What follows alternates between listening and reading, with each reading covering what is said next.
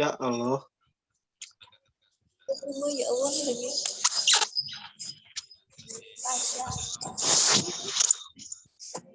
Suara orang. Ya astagfirullah. Bisa langsung bisa dituliskan tadi mungkin nanti yang sebelumnya langsung itu kalau bisa sudah bisa benar-benar pasti setelah mendalam. Ya Allah, tadi panas panas. Oke.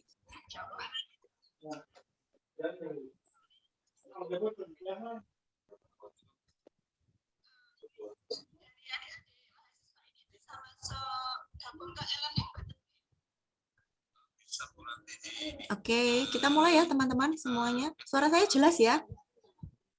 Jelas, Bu. Oke. Oke, kita mulai ya. Bismillahirrahmanirrahim. Assalamualaikum warahmatullahi wabarakatuh. Waalaikumsalam warahmatullahi wabarakatuh. Oke, alhamdulillahirrabbilalamin ya, kita bisa ketemu lagi di mata kuliah kimia dasar, insya Allah nanti sampai 1 semester ke depan.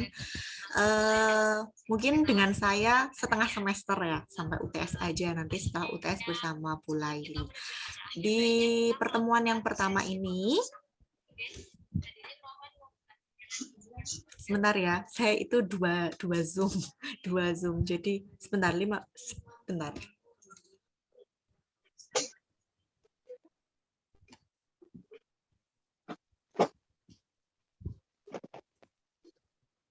Siapa yang tugasnya? Saya.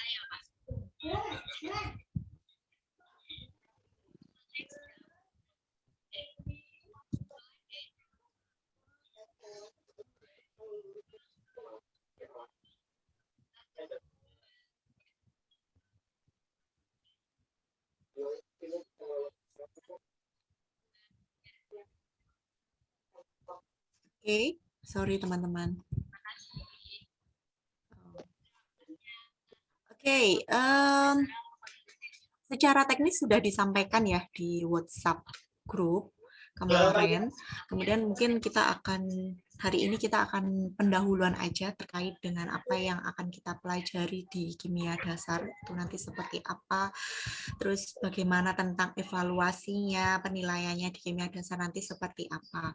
Saya akan coba share link. Apakah kita perlu perkenalan lagi teman-teman? Iya. Boleh.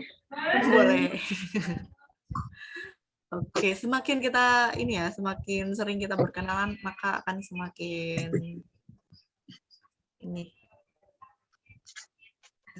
Ada satu. Jadi sudah muncul slide saya? Udah, Bu. Sudah.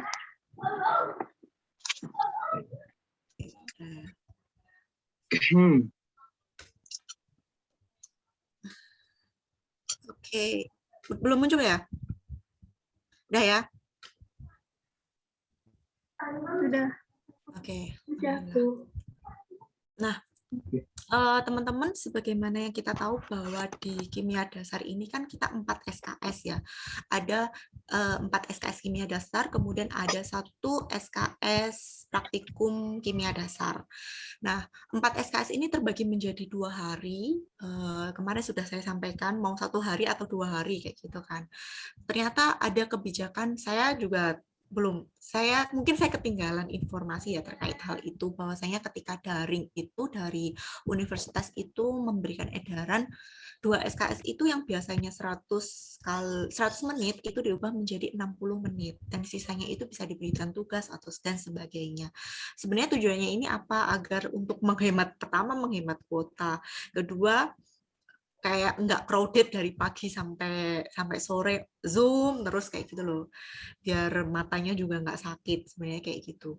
Nah, saya sebenarnya baru tahu karena sebelum-sebelumnya saya jamnya jam biasa aja, misalnya 2 SKS ya 100 menit kayak gitu.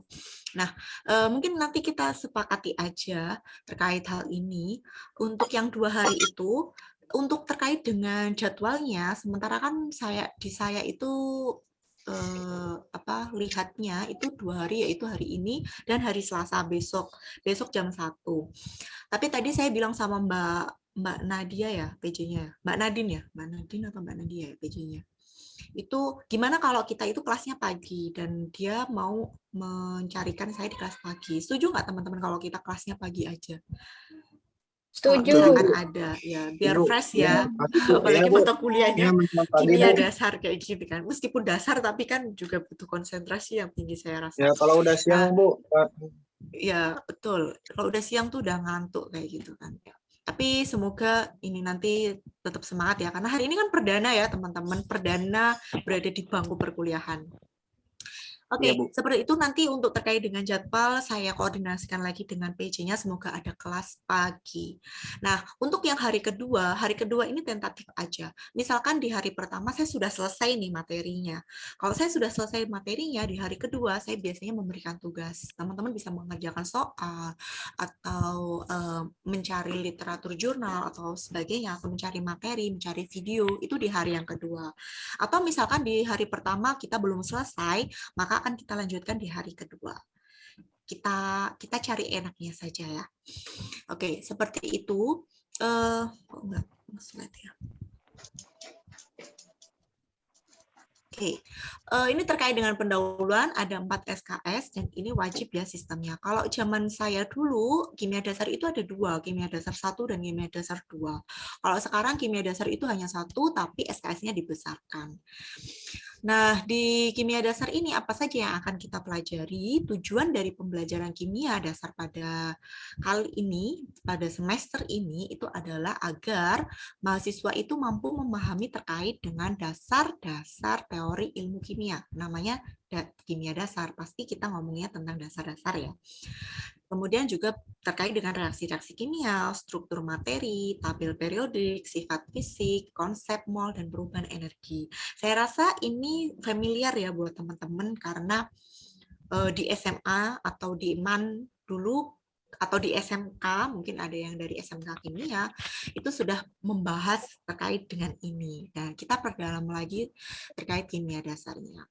Oke, nah ini adalah silabus pertemuan 1 sampai 7, yaitu maaf ya, bukan 1 sampai 7 ya pertemuannya, 1 sampai 14 karena seminggu ada 2, atau sebelum UTS kita akan bahas tentang pendahuluan. Pendahuluan itu terkait dengan hakikat ilmu kimia, kemudian ada atom, molekul, ion, konsep reaksi kimia dan konsep mol, ada stoikiometri, ada reaksi dalam lautan, kemudian ada membahas tentang hukum yang terkait dengan gas. Nanti setelah UTS akan disampaikan lagi oleh Bu Laili, materi apa aja yang akan disampaikan.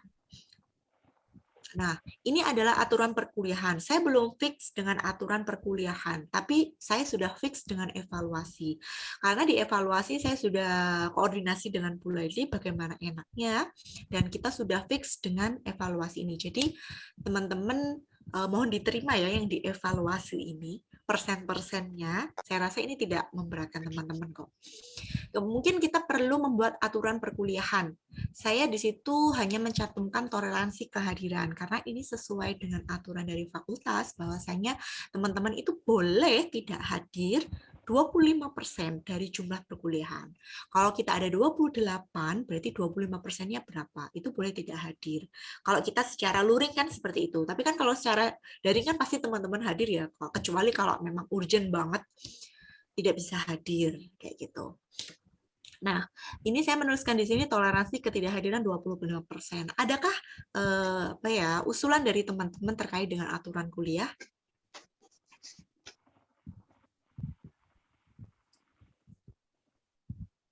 Ada? Belum, Bu. Belum ya? Jadi kalau secara daring itu memang untuk aturan perkuliahan kayaknya tidak terlalu banyak ya. Tapi kalau secara luring itu kan pasti ada banyak aturan kuliahnya. Misalnya nggak boleh terlambat, terus nggak boleh terlambat berapa menit kayak gitu, nggak boleh makan di kelas. Tapi kalau minum boleh, nggak boleh apa kayak gitu kan banyak. Nah kalau secara daring kayak gini kan paling cuma kan saya tidak bisa, misalkan teman-teman nggak boleh telat. Bisa aja kan karena misalnya terkendala sinyal, kayak gitu kan bisa. Nah, ini adalah untuk evaluasi penilaiannya. ada 5 bentuk evaluasi penilaian di mata kuliah ini sampai akhir ya nanti bersama Bu Laili juga. Yang pertama adalah kuis. Akan ada kuis. Kuis itu biasanya saya nanti akan kalau kuis itu biasanya saya namakan UK1. UK1 itu ada di pertemuan setelah pertemuan bab atau setelah bab yang kedua sebelum. Jadi pertengahan antara pertemuan pertama dengan UTS. Itu saya biasanya ngadain UK1. Kalau di sini namanya kuis. Nanti itu akan saya beritahu, oh besok kita mau UK1 misalkan kayak gitu. Kemudian keaktifan. Keaktifan itu terkait dengan teman-teman bertanya, teman-teman merespon pertanyaan saya, itu ada di keaktifan. Terus kemudian keaktifan ini juga masuk terkait dengan tugas-tugas yang teman-teman kumpulkan. Keaktifan teman-teman dalam mengumpulkan tugas. Kemudian kehadiran. Sebenarnya kehadiran itu nggak ada porsi ya di sini di evaluasi, tapi kan karena kita itu secara daring, maka saya menghargai teman-teman hadir secara daring di sini dengan memberikan porsi 10% di sana. Kemudian UTS 25%, UAS 25%, total adalah 100%. Ini adalah poin evaluasi. Selanjutnya, ada pertanyaan sebelumnya? Belum? Saya lanjut ya. Ya, Bu. Oke, nah ini terkait dengan referensi. Secara umum yang paling utama saya menggunakan bukunya Raymond Chang, Kimia Dasar Konsep-Konsep Inti. Bukunya seperti ini. Kelihatan nggak? Warnanya biru. Nah, itu yang utama itu, kemudian yang Brady, McMurray, Kenan, Sukri itu hanya sebagai penunjang saja. Tapi yang utama saya pakai Chang. Teman-teman bisa beli di Shopee, teman-teman bisa beli di Bukalapak, di sana ada. Nah, terus kemudian kita masuk ke dalam formula of success. Jadi sebenarnya rumus dari sukses itu apa? Bukan untuk mata kuliah kimia dasar aja ya, sukses di bangku perkuliahan, sukses di kuliah di pendidikan kimia. Mungkin yang pertama, ini sekedar saran ya dari saya. Yang pertama adalah teman-teman harus membaca literatur dulu sebelum mengikuti kuliah. Literatur itu banyak sekali, tidak hanya buku. Teman-teman bisa baca jurnal, bisa baca media online. Jadi kalau zamannya sekarang itu kan serba ini ya, kita bisa akses kemana-mana ya. Nah, jadi teman-teman tidak harus datang ke perpustakaan untuk membaca literatur. Bisa dibaca di mana aja, kapan aja. Nah, itu. Baca literatur sebelum mengikuti perkuliahan. Sebenarnya tujuannya itu apa? Ketika teman-teman itu dijelaskan, sudah ada sedikit-sedikit pemahaman. Oh, kemarin saya sudah membaca ini, ternyata penjelasan seperti ini. Oh, kayak gini. Saya yang nggak pahamnya ada di sini. Nah, baru kita tanyakan. Orang bertanya itu bukan karena dia itu tidak bisa, tapi sebenarnya dia orang bertanya itu adalah dia itu menurut saya dia itu sebenarnya udah menuju ke titik pemahaman kayak gitu loh. Kalau dia nggak paham kan dia nggak bisa tanya, iya nggak? Ketika dia bertanya berarti dia itu sudah mulai paham sebenarnya. Coba kalau teman-teman tidak paham apa yang mau ditanyakan, iya nggak? Membuat pertanyaan itu juga susah loh sebenarnya. Nah, kemudian yang kedua adalah ikuti kuliah dengan baik. Teman-teman hadir di perkuliahan. Karena ini secara daring ya, mohon boleh disambi dengan makan, minum boleh, tapi jangan disambi tidur. Ini ada yang disambi bubukan, disambi selonjoran. Oke, kemudian yang ketiga, teman-teman mengerjakan soal yang ada. Kalau di situ ada soal latihan atau tugas, silakan dikerjakan dengan baik. Kemudian jangan mengingat atau kita bisa menggantinya dengan learning by doing. Kita bisa kita menggantinya dengan mengingat itu. Kalau secara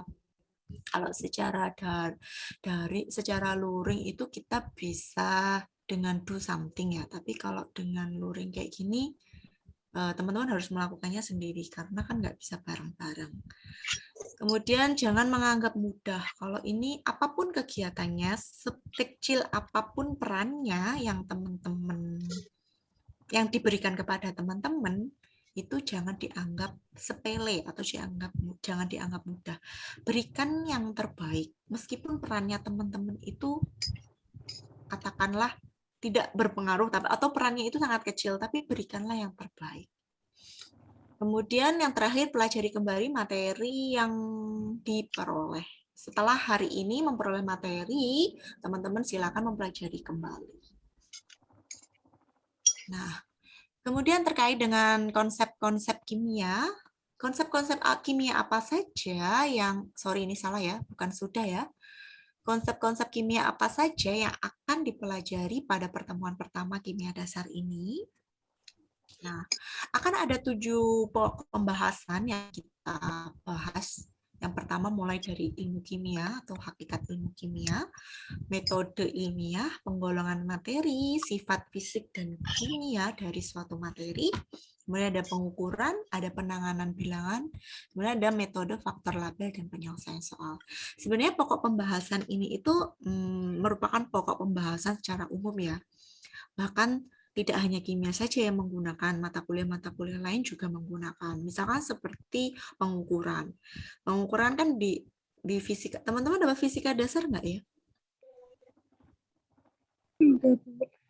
Ada nggak semester ini fisika dasar?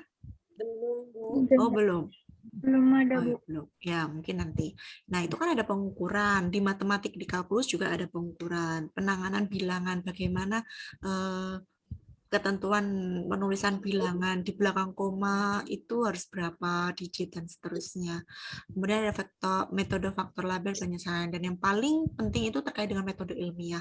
Kalau kita bicara metode ilmiah, itu kan nggak cuma ilmu kimia aja, semua ilmu memakai metode kimia. Metode ilmiah atau ya metode ilmiah. Oke, kita mulai ya.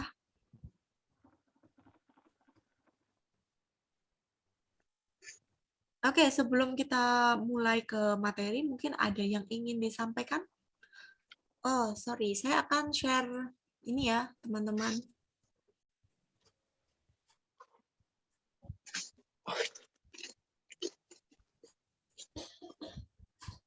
Teman-teman, untuk presensi hari ini saya akan share link-nya. Teman-teman silakan isi. Sebenarnya saya mau menggunakan e-learning, tapi saya baru ingat kalau ternyata kelasnya itu kan digabung sama Bu Laili. Jadi di tempat saya itu hanya ada 28 siswa. Yang di kelasnya Bu Laili tidak masuk ke saya. Jadi teman-teman bisa isi form di sana. Udah masuk di chat? Ya, Bu. Ya. Udah masuk. Oke, silakan diisi ya buat presensi. Oke, kita bisa mulai. Ini pada lemes ya. Kita ice breaking dulu. Ice breaking dulu. Oke, kita mulai dari ilmu kimia atau hakikat dari ilmu kimia. Sebenarnya apa itu kimia? Ada yang tahu dan ingin memberikan pendapatnya?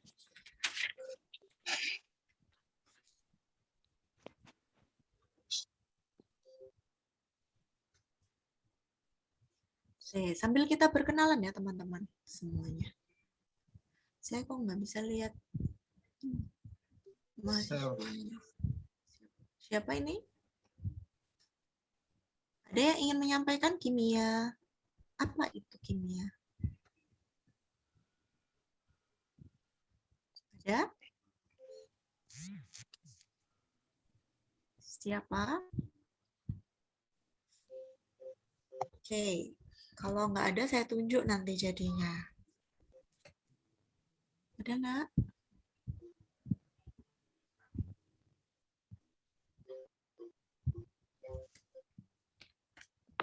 Oh ya, teman-teman kalau misalkan ada yang minta link presensi nanti dikirim ulang aja ya.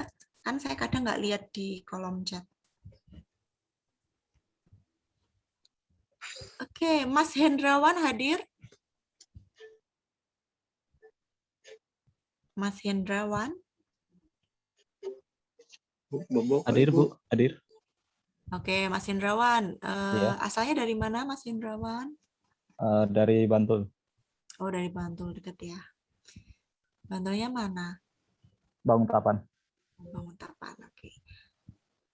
Apa itu kimia, Mas? Apa itu kimia?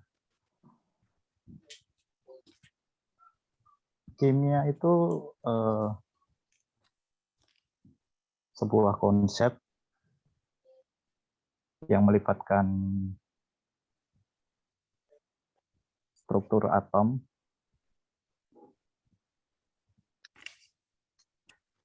serta ada perubahan-perubahannya. Oke, sebuah konsep yang melibatkan struktur atom Susunan, susunan atom, ya. susunan atom, melibatkan susunan atom dan perubahan-perubahannya. Ya, perubahan materi-materi. Perubahan-perubahan materinya. Oke, ada lagi? Terima kasih Mas Hendrawan. Ada lagi Ya, punya sama-sama, Bu. pendapat lain? Mbak Adisya?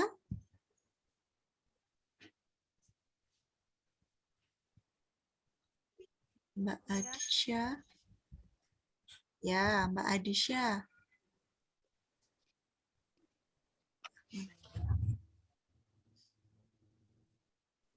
Saya kurang tahu. Mbak Adisya, apa menurut Mbak Adisya ilmu kimia itu?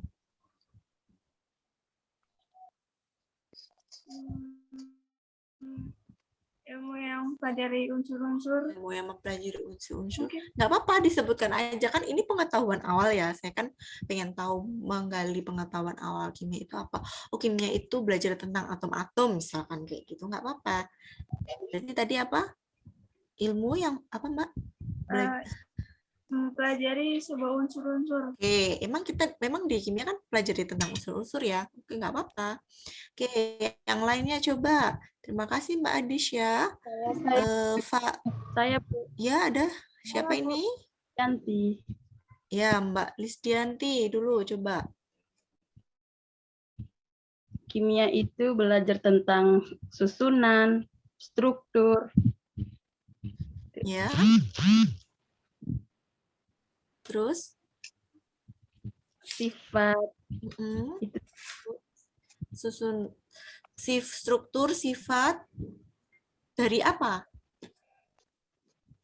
Struktur, sifat dari perubahan materi.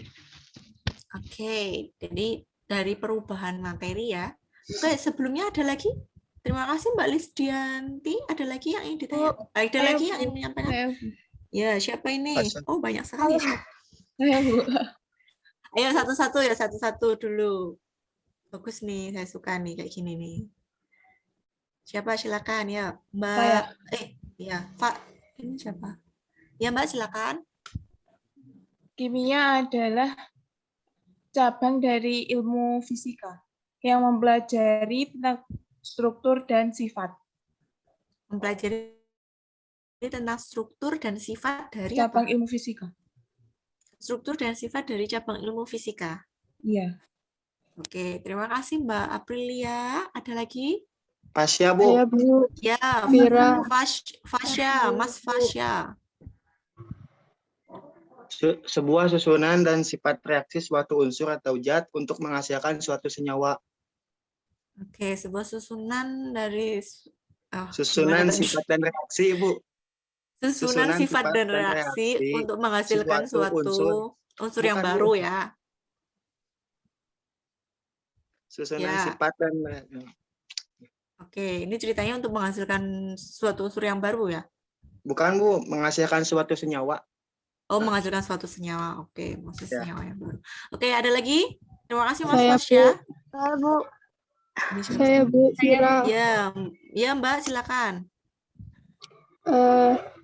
Kimia adalah ilmu yang mempelajari tentang susunan, struktur, sifat, atau reaksi. Terus, misal struktur itu dari tabel periodik, sifat asam basa, terus reaksi kimia yang lain-lain. Oke, lengkap sekali ya Mbak Vira ya. Terima kasih Mbak Vira. Selanjutnya, ada lagi? Aku menambahkan. Ya, silakan ditambahkan. Yang tadi itu ditambahin perubahan suatu materi dan juga energi yang menyertainya. Udah itu aja. Oke, ya. Terus ada lagi, terima kasih Mbak Latifah. Udah? Sudah? Oke, terima kasih teman-teman antusiasnya. Apa itu kimia? Saya rangkum ya dari apa yang teman-teman ini.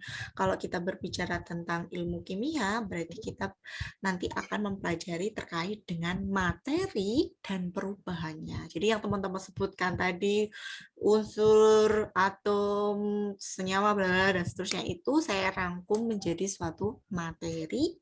Dan kalau tadi teman-teman menyatakan reaksi dan bla bla itu saya rangkum menjadi perubahan. Jadi kita nanti kalau ilmu kimia itu adalah ilmu yang mempelajari terkait materi dan perubahan dari materi tersebut. Nah,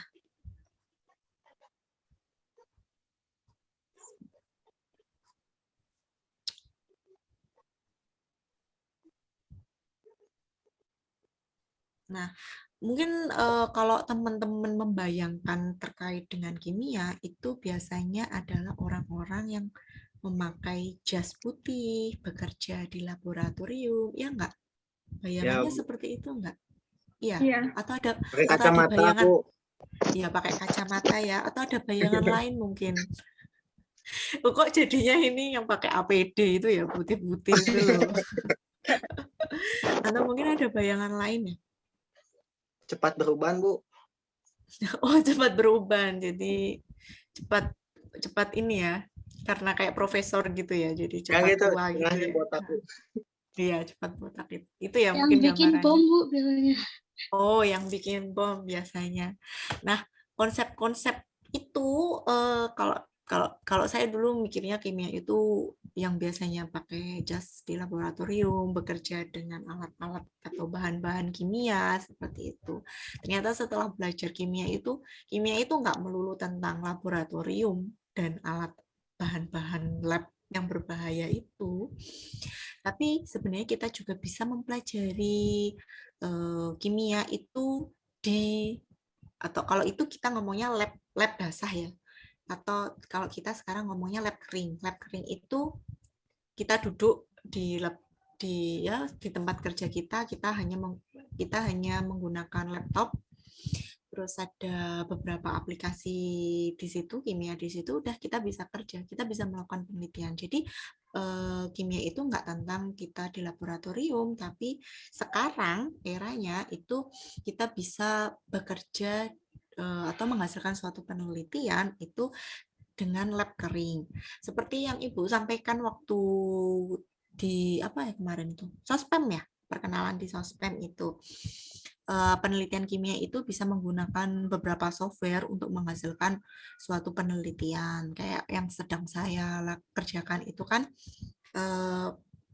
ingin membuat suatu senyawa atau suatu kompon itu untuk aktivitasnya sebagai obat, itu bisa saya rancang dulu. Saya nggak harus ke lab langsung, tapi saya rancang dulu menggunakan aplikasi software kimia. Kemudian saya dapatkan senyawanya. Oh, ternyata secara in silico dengan komputer, basis komputer, senyawa yang saya buat ini punya aktivitas yang baik untuk beberapa anti kanker misalkan. Nah, baru setelah sudah selesai, saya masuk ke lab. Kayak gitu. Itu adalah kegiatan-kegiatan seperti itu sekarang banyak dilakukan ya, karena ya seiring dengan penelitian yang canggih ya, tidak hanya di kimia, itu bisa juga digunakan di farmasi, bisa digunakan juga di biologi, dan banyak lagi. Nah, ini adalah arti penting dari kimia. Ilmiah itu sebagai ilmu pengetahuan yang mempelajari komposisi dan sifat suatu materi. Kemudian materi itu apa? Materi itu adalah semuanya, segala sesuatu yang menempati ruang dan dia itu punya massa. Kalau kita berbicara tentang massa, kalian tak pernah mendengar berat juga nggak? Lalu beda massa dengan berat itu apa? Ada yang tahu? Kalau massa itu selalu konstan di mana saja, kalau berat itu bergantung pada gravitasinya. Oke, terima kasih Mbak Salsabila. Kalau massa itu menyatakan ukuran ya, jumlah materi yang terdapat dalam suatu sampel. Dia itu mau di bumi, mau di bulan, atau di mana aja, massanya itu sama. Nah, kalau berat itu tergantung sama gravitasinya. Di bumi sama di bulan gravitasinya berbeda, maka beratnya juga berbeda. Kayak gitu. Nah, itu beda antara massa dan berat. Selanjutnya,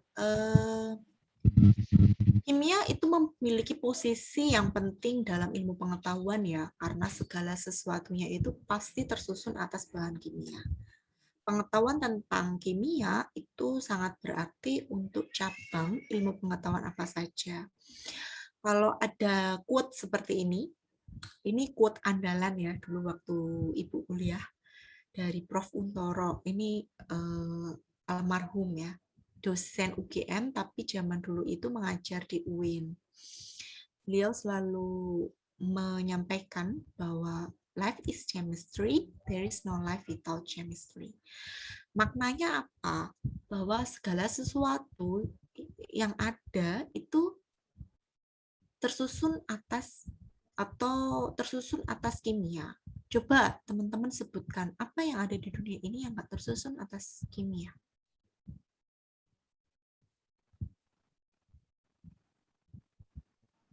Bahkan baju yang teman-teman pakai itu kan jenis polimer ya. Polimer itu kan juga dipelajari di kimia. Terus apa lagi? Deterjen. Udara, air, nah semua kan berhubungan sama kimia. Makanya quote-nya ini quote andalan sih buat para kimia yang beliau ajar ya. Beliau selalu menggaungkan quote ini bahwa kehidupan ini adalah kimia gitu. Nah, kemudian ini adalah kimia, ilmu pengetahuan di abad 21, bahwa segala hal itu kaitannya sama kimia. Misalkan dari bidang kesehatan, energi dan lingkungan aja, terus kemudian ada teknologi dan material, ada makanan, pertanian, itu semuanya kita masuk ke dalam kimia. Nah, kemudian kita merumuskan ada 10 masalah besar yang dihadapi oleh manusia itu, 5 diantaranya itu ada kaitannya sama kimia. Kayak misalkan energi, air, makanan, lingkungan, dan penyakit. Itu kan bisa diatasi dengan kimia ya sebenarnya. Mungkin ada 10 masalah besar lainnya selain 10 ini. Tugas yang banyak ya. Oh, ini belum banyak tugas ya. Oke. Next, setelah kita belajar tentang hakikat kimia, kita akan belajar terkait dengan metode ilmiah. Teman-teman sudah mendengar tentang scientific method? Sebelum di kelas ini, mendengar tentang scientific method, sudah mendengar? Kalau saya belum. Pernah. Metode ilmiah? Belum pernah mendengar metode ilmiah? Pernah. Nah, Bu. Pernah ya? Waktu dulu di SMA ya, oke. Ya. Nah, sebenarnya metode ilmiah itu muncul ketika bukannya ilmu kimia aja ya, ketika suatu ilmu itu terus berkembang dengan sejalan penemuan-penemuan baru dari peneliti, maka dalam proses penelitian itu peneliti menggunakan suatu metode yang umum untuk menjelaskan fenomena alam itu yang kita sebut metode ilmiah. Nanti teman-teman akan selalu bergulat dengan namanya metode ilmiah. Bahkan sampai skripsi kan juga metode ilmiah. Nah, studi ilmiah ini secara umum nanti tahapannya itu ada, misalkan kita mulai dari pertanyaan. Semua kan berawal dari kenapa, mengapa, pertanyaan tentang alam. Kemudian kita melibatkan perbandingan hasil kerja orang lain, memerlukan observasi, kemudian menghasilkan suatu kesimpulan dan pernyataan berdasarkan pengamatan yang berulang-ulang. Jadi penelitian itu nggak bisa sekali aja, tapi harus berulang-ulang sampai hasilnya itu stabil. Nah, yang dinamakan metode ilmiah, kalau judulnya emang scientific method ya, tapi bukan berarti hanya digunakan pada ilmu kimia aja atau ilmu-ilmu MIPA aja, enggak. Bahkan ilmu sosial pun itu juga menggunakan metode ilmiah. Nah, contohnya seperti ini. Misalkan seorang psikolog ya, dia itu ingin mengetahui suara berisik itu bisa nggak sih mempengaruhi kemampuan seseorang untuk mempelajari kimia? Itu pertanyaannya. Bisa nggak? Kan kita nggak bisa menjawab, oh bisa. Sebelum kita menjawab bisa, kita kan harus melakukan suatu pengamatan, melakukan suatu observasi yang berulang-ulang. Jangan-jangan ketika kita belajar kayak gini, terus kemudian ada berisik, itu ternyata nggak mempengaruhi kemampuan kita tetap bisa menyerap materi yang disampaikan misalkan. Kan beda-beda ya tiap orang ya, iya kan? Makanya kita nggak bisa memberikan jawaban iya atau tidak. Kita bisa memberikan jawaban setelah kita melakukan observasi atau pengamatan.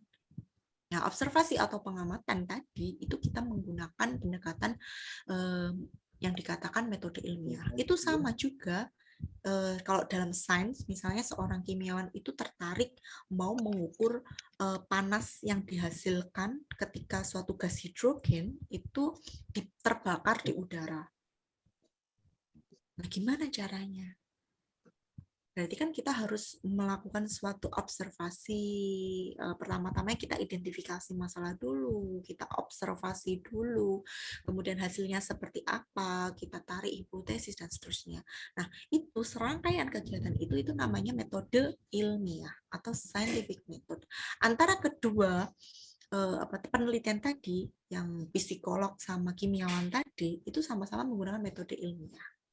Jadi di sini yang ditekankan bahwa metode ilmiah itu tidak hanya untuk ilmu-ilmu sains saja, tapi juga ilmu segala ilmu, termasuk ilmu sosial.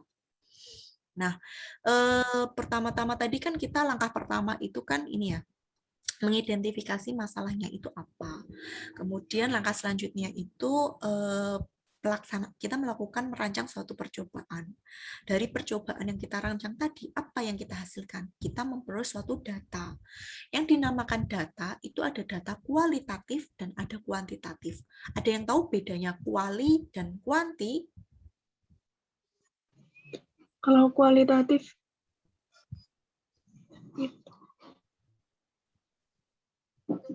Oke. Kalau kualitatif itu berarti data yang dihasilkan berupa ya hasil-hasil pengamatan umum aja tentang sistem yang kita amati. Misalkan sistem yang kita amati apa dari percobaan tadi, berarti sistemnya apa? Sistemnya kalau yang psikolog tadi berarti orang-orang yang diteliti tadi, kalau yang kimiawan tadi berarti sistemnya berupa campuran hidrogen yang direaksikan dengan udara. Itu sistemnya. Nah, kalau secara kuantitatif itu adalah data yang dihasilkan itu berupa angka-angka yang diperoleh dari berbagai pengukuran. Nah, jadi data ada dua ya, kuali sama kuanti. Nah, setelah kita memperoleh data tadi, kemudian barulah kita menginterpretasikan atau menafsirkan. Artinya kita menjelaskan fenomena tadi berdasarkan hasil pengamatan kita. Barulah berdasarkan data-data yang diperoleh, kita peneliti itu biasanya mengajukan suatu hipotesis. Ada yang tahu hipotesis itu apa? Dugaan sementara. Semacam hasil sementara atau perkiraan kita. Ya, yang namanya dugaan ya, penjelasan sementara. Sementara, kenapa di situ ada kata-kata sementara? Karena kita perlu melakukan pengamatan yang berulang-ulang sampai datanya itu benar-benar stabil atau benar-benar sudah tidak berubah lagi. Kalau datanya itu sudah tidak berubah lagi, maka akan menjadi suatu yang namanya hukum ya, hukum. Kalau sudah jadi suatu hukum, maka kita masuk ke tahap yang lebih tinggi, teori. Nah, ada suatu teori. Teori itu kalau berarti untuk mencapai suatu teori itu ada banyak ini ya, ada banyak tahapannya ya. Jadi kalau sudah sampai teori, ternyata di kemudian hari ada seseorang peneliti yang melakukan penelitian tersebut dan mematahkan teori tersebut, ya sudah, berarti teorinya udah nggak berlaku, diganti dengan teori yang baru. Seperti itu. Jadi ada 3 tahapan. Yang pertama adalah kita melakukan observasi dulu, kemudian merepresentasikan hasil pengamatan atau hasil observasi tadi, data berupa data atau pengamatan umum itu direpresentasikan, terus kemudian baru masuk ke dalam penafsiran atau interpretasi.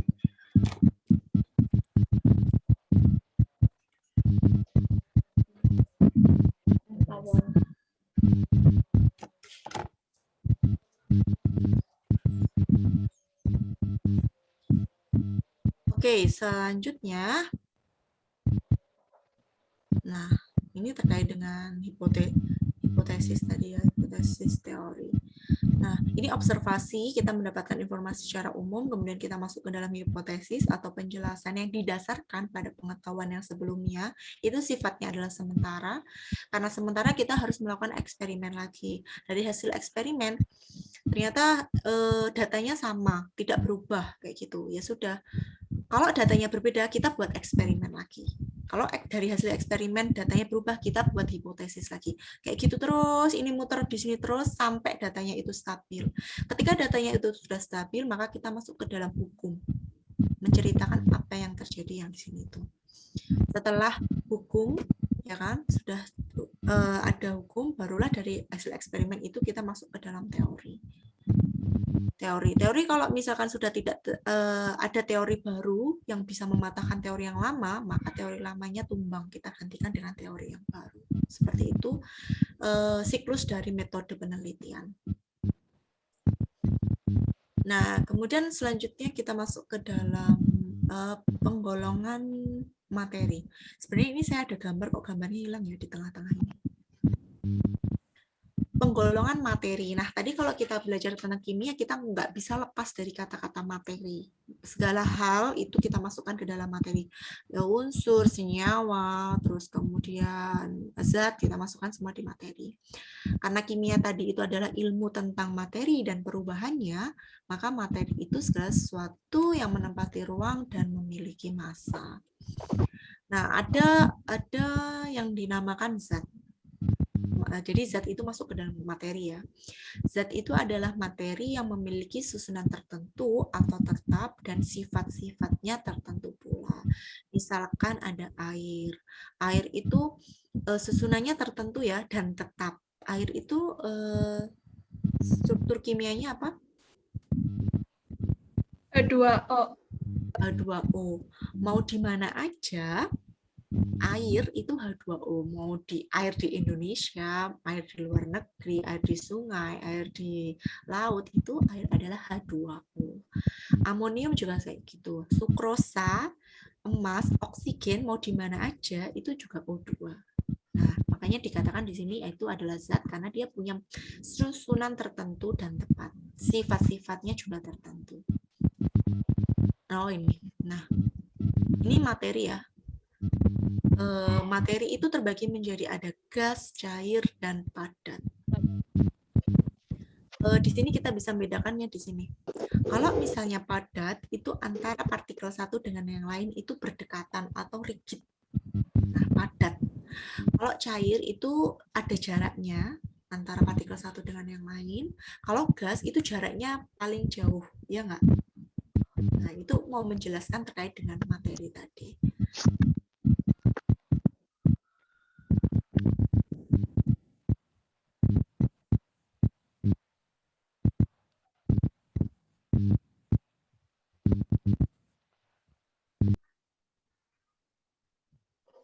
Oke, selanjutnya yang masih masuk ke dalam suatu materi itu adalah campuran. Campuran adalah penggabungan dua atau lebih zat, di mana dalam penggabungan ini zat-zat tersebut nantinya, nah meskipun dicampur, tapi zat-zat tadi itu tetap mempertahankan identitasnya masing-masing. Meskipun kita campur, dia tetap mempertahankan identitasnya masing-masing. Nah, sehingga ada yang namanya campuran homogen dan heterogen. Dari katanya homogen, berarti apa? Homo itu sama ya. Susunan dari campurannya itu seluruh bagiannya itu larut sama. Misalkan apa? Air dengan susu. Teman-teman melarutkan susu ke dalam air. Karena itu masuk campuran homogen ya, karena susunan dari campurannya itu di seluruh bagiannya itu sama. Kita nggak bisa bedain, oh ini air, ini susu. Kita nggak bisa bedain kan? Nah, itu yang dinamakan sebagai campuran homogen. Soft drink itu juga campuran homogen. Kemudian ada campuran heterogen. Nah, kalau campuran heterogen ini susunan dari campurannya itu tidak seragam. Misalnya kita mau mencampur besi dengan pasir. Kita bisa melihat besi, kita bisa melihat pasir. Atau pasir dengan air. Ketika dicampur, diaduk, udah. Kita masih bisa melihat air mana, pasir mana, kayak gitu kan. Nah, itu namanya adalah campuran heterogen. Ada contoh lain, misalkan campuran homogen dan campuran heterogen, teman-teman? Heterogen, air dan minyak itu juga nggak, Bu? Iya, bisa air dan minyak, karena mereka tidak bisa bersatu ya. Terus ada lagi yang homogen apa? Air dan Tinta. oh ya, air dan tinta itu masuk campuran homogen ya, bersatu kan kita, tapi itu nggak bisa semuanya larut sama. Oke, itu tadi terkait dengan campuran homogen dan campuran heterogen. Kemudian kita masuk ke kimianya, unsur. Jadi unsur itu termasuk zat ya. Zat murni yang tidak bisa dipisahkan lagi menjadi zat-zat yang lebih sederhana, baik secara kimia maupun secara fisika. Kalau kita mau nyari unsur kimia itu di mana, teman-teman bisa lihat di tabel periodik. Ada sekitar ini ya, ini sekarang sudah bertambah kayaknya. 113 unsur yang telah teridentifikasi, di mana ada sebanyak 82 itu terdapat di alam, sedangkan 31-nya itu dibuat oleh ilmuwan. Yang 31 dibuat itu dibuat di laboratorium. Biasanya terjadinya unsur-unsur itu tuh secara tidak sengaja, kebanyakan dari para ilmuwan itu. Tiba-tiba dia mencampurkan apa-apa terus jadi unsur baru. Itu sangat sering sekali di 31 unsur ini. Nah, ini beberapa unsur. Teman-teman bisa cek di ini ya, tabel periodik. Semuanya punya tabel periodik? Punya, Bu. Punya, Bu. Sebelumnya kan saya belum tahu nih ya latar belakangnya teman-teman. Teman-teman ini semuanya dari IPA ya? Ada yang tidak dari IPA? Nggak ada kan ya? Ada yang dari SMK Kimia? Ada. Ada? Mas Hendrawan dari SMK mana? SMK SMTI Yogyakarta. Oh, SMTI. Mas Indra sama siapa dari SMTI? Kalau angkatan ini sendiri ya? Oh ya. Itu banyak dari angkatan atas tuh yang dari SMTI. 2020 juga ada. Ada, iya. Siapa ya itu namanya? Saya lupa. Ya. Ada. Oke, mungkin ada dari SMK Kimia yang lain, enggak dari SMTI, dari luar Jogja. Oh, berarti dari SMA ya. SMA dari MAN ya. Karena jurusannya IPA berarti udah familiar juga kan terkait dengan. Nah, kemudian kita masuk ke dalam senyawa. Kalau senyawa itu adalah zat murni yang tersusun dari atom. Kalau tadi unsur itu nggak bisa dibagi lagi ya. Kalau senyawa itu dia tersusun dari 2 unsur atau lebih yang terikat secara kimia dengan perbandingan yang tetap. Perbandingan yang tetap di sini maksudnya dia mau di mana aja, perbandingannya juga segitu. Misalkan air H2O. Mau di mana aja, air itu perbandingannya adalah 2 atom H dan 1 atom O. Amonium NH3 perbandingannya adalah 1 atom N dan 3 atom H. Nah, itu perbandingannya sudah tetap seperti itu. Itu senyawa. Senyawa hanya dapat dipisahkan secara kimia ya, menjadi unsur-unsur murninya. Itu senyawa. Nah, ini adalah bagian klasifikasi dari suatu materi. Jadi materi itu kita bagi menjadi 2. Yang pertama adalah pure substance, itu murni, senyawa murni, kemudian sama campuran. Kalau kita punya campuran, mau menghasilkan suatu zat murni zat, berarti kita bisa memisahkan secara physical separation. Kita bisa memisahkannya itu dengan cara secara fisika. Nah, di sini ada pure substannya itu terbagi menjadi kompon dan elemen. Nah, kompon itu unsur, elemen itu senyawa. Nah, kalau kita mau dari kompon ke elemen atau sebaliknya, kita itu bisa memakai reaksi kimia. Bukan reaksi fisika ya kalau dari sini. Kenapa? Karena strukturnya udah beda. Dari kompon ke elemen atau elemen ke kompon, itu kan sifat-sifatnya udah berbeda. Misalkan saya mau mereaksikan H2 gas hidrogen dengan O2 oksigen menghasilkan suatu H2O.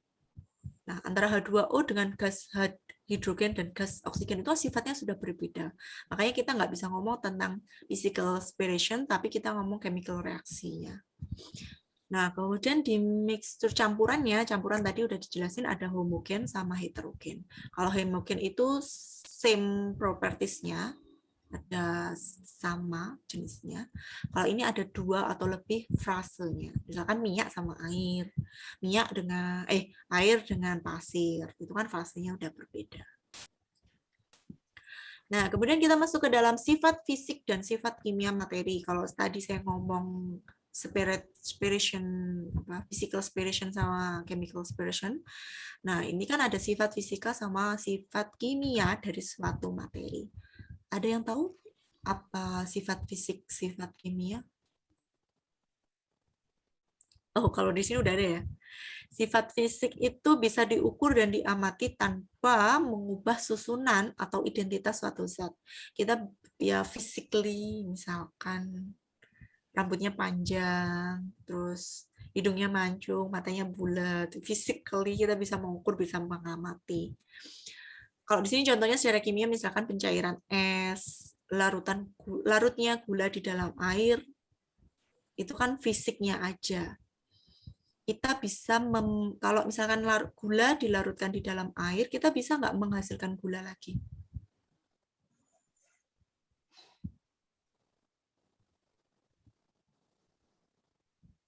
Bisa nggak? Kita melarutkan gula nih di dalam air, udah jadi larutan gula. Bisa nggak saya mendapatkan gula dari larutan gula tadi? Bisa. Bisa. Caranya gimana? Lewat evaporasi. Kita evaporasi ya, kita uapkan airnya, nanti kita dapat gulanya kembali. Nah, kayak gitu. Nah, sebenarnya berarti di larutan gula itu tidak ada perubahan secara secara kimia di sana, hanya ada perubahan bentuk dari padatan tadi berubah menjadi larutan. Udah kayak gitu aja. Pencairan es juga kayak gitu, perubahannya dari padat es yang padat itu menjadi air.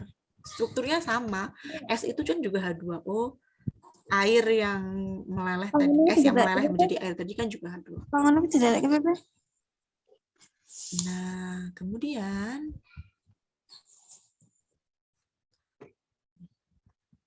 Nah, kemudian sifat fisik itu melibatkan perubahan kimia dalam menghasilkan materi yang berbeda. Di situ ada perubahan kimia yang terjadi di sifat kimia itu. Nah, perubahan itu kita namakan sebagai suatu reaksi kimia. Misalkan hidrogen H2 terbakar di udara. Pembakaran itu kan terjadi ketika ada suatu Pembakaran itu bisa terjadi ketika ada apa? Oksigen. Nah, oksigen. Hidrogen H2 direaksikan dengan O2 nanti akan membentuk suatu air. Nah, itu kita namakan sebagai reaksi kimia karena sifat antara air sebagai produknya dengan sifat reaktannya yaitu hidrogen dan oksigen itu sudah berbeda. Sifatnya beda terus strukturnya beda.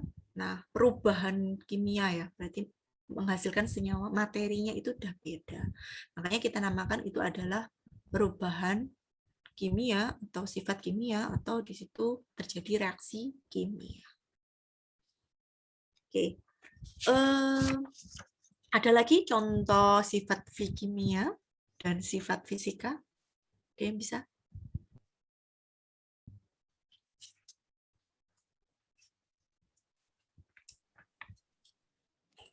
Apalagi?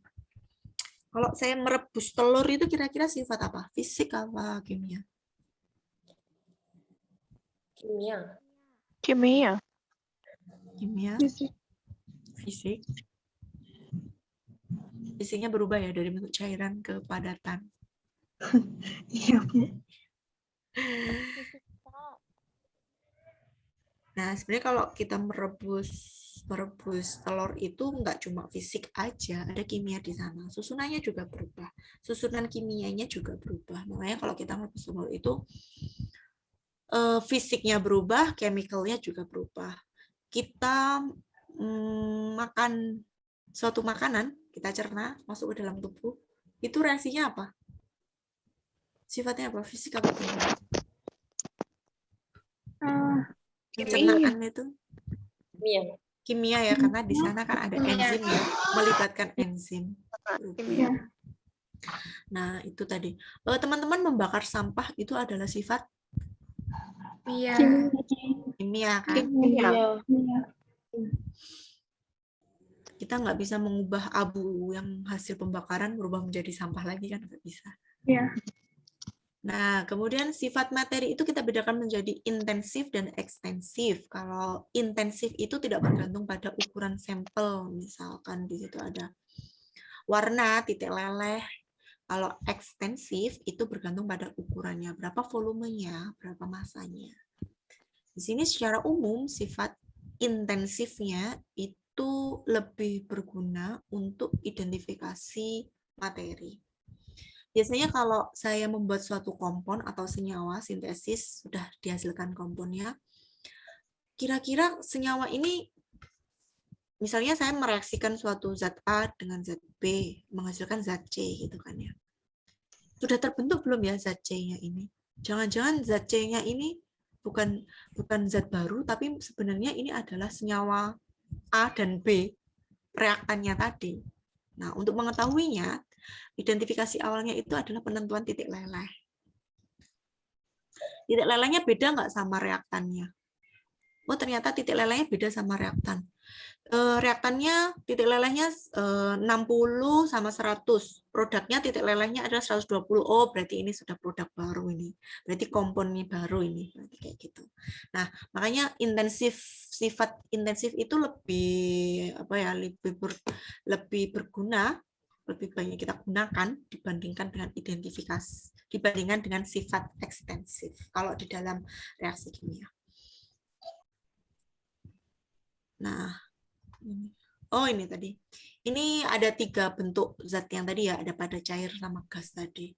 Bedanya ingin membedakan padat, cair, sama gas. Kalau padat itu, nah ini visualisasinya. Misalnya ini partikelnya. Partikelnya kan sangat berdekatan ya. Nggak bisa bergerak toh, geraknya terbatas toh.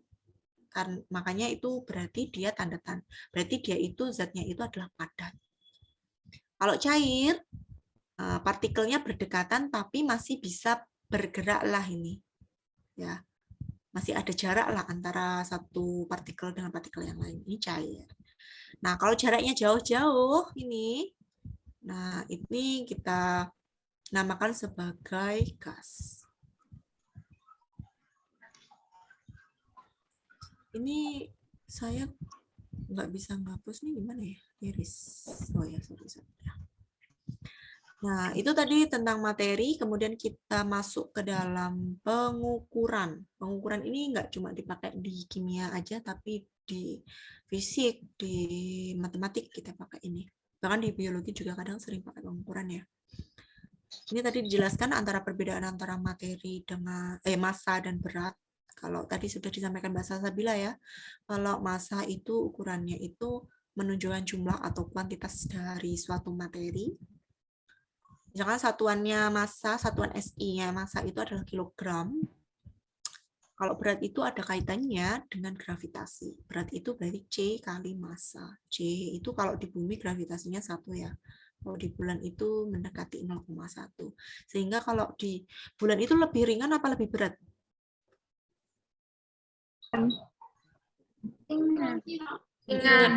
Jadi kalau kita di sini berat badannya, saya berat badannya 60 ya. berat ya udahan ya. Nanti kalau di bulan tuh 60 itu ya ringan kayak 30, 20 kayak gitu kan. Karena hubungannya sama gravitasi. Nah, ini adalah satuan-satuan SI. Jadi, pernah dengar nggak terkait dengan satuan SI? Pernah, Bu. Itu satuan sistem internasional ya. Nah, kita pakai itu sebenarnya biar seragam aja di seluruh dunia kita pakai SI. Kalau misalkan massa itu berarti satuan SI-nya adalah kilogram. Kayak gitu. Terus kalau misalkan panjang itu satuannya adalah meter. Terus waktu itu satuannya sekon dan seterusnya. Itu biar ada kesamaan aja. Kemudian ini satuannya, ini ada tera sampai pico. Tera itu 10 pangkat berapa? 12. Kalau pico itu 10 pangkat min 12. Nah, sebelumnya kita masuk ke dalam volume. Saya rasa di matematik kita juga sudah belajar ya terkait dengan volume. Volume itu satuan turunan SI bagi volume itu adalah meter kubik. M pangkat 3 ya. Kan volume itu kalau misalnya kubus sisi kali sisi kali sisi. Berarti M pangkat 3. M kubik. Nah, di sini apakah ada teman-teman yang merasa kesulitan misalkan 1 cm kubik itu berapa desimeter kubik?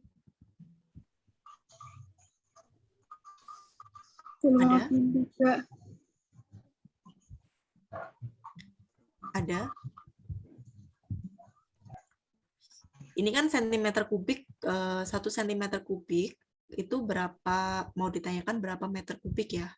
Nah, centimeter ke meter itu kan naik 2 tingkat ya. Naik 2 tingkat tapi kan ke atas. Kalau naik 2 tingkat ke atas berarti ini 10 pangkat min 2. Karena kan naiknya kan ke atas. Karena kita pakai kubik, maka min 2-nya itu harus dikalikan 3. Sehingga jawabannya adalah 10 pangkat min 6. Kalau di sini sentimeternya itu bukan kubik, tapi persegi, pangkat 2, berarti ini dikalikan min 2 kali 2. 10 pangkat min 4. Kalau sentimeternya kubik berarti 1 kali naik itu dikalikan 10 pangkat min 3. Karena 2 kali naik, maka 10 pangkat min 6. Kemudian ini sama juga, 1 liter sama dengan 1000 mili. 1000 mili itu, nah kalau liter itu sama dengan desimeter ya, desimeter kubik ya. Desimeter kubik. Karena ini desimeter kubik, berarti kalau sentimeter kubik berarti turun 1 kali, berarti dikalikan 1000. Kalau turun dikalikan 1000, kalau naik dikalikan 10 pangkat min 3. Jangan lupa. Ini mengulang-mengulang saja. Nah, kemudian terkait dengan kerapatan. Kerapatan adalah suatu turunan SI-nya dari kilogram per meter pangkat 3. Kerapatan air itu adalah 1 gram per sentimeter kubik atau 1 gram per mili. Nah, teman-teman sering nanti, kalau 1 gram per mili itu berarti sama dengan berapa kilogram per meter pangkat 3. Ini gimana caranya bisa dapat 1000, teman-teman?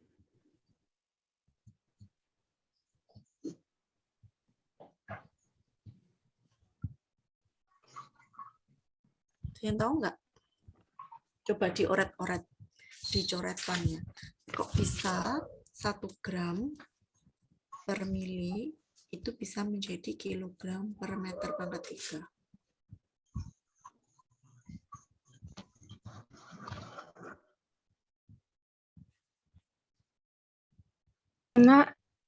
Karena 1 kali 10 pangkat min 3 kilogram dibagi 1 kali 10 pangkat min 6 meter kubik.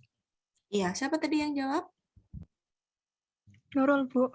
Oh ya, Mbak Nurul. Oke, betul sekali ya Mbak Nurul. Kan itu ceritanya kita pertamanya gramnya diubah dulu ke kilogram. Kalau gram ke kilogram itu kan kita naik ya. Naik itu kan berarti minus 10 pangkat min 3. Per mili ke meter pangkat 3 itu adalah turun ya Mbak. Mili per meter pangkat 3 itu naik juga.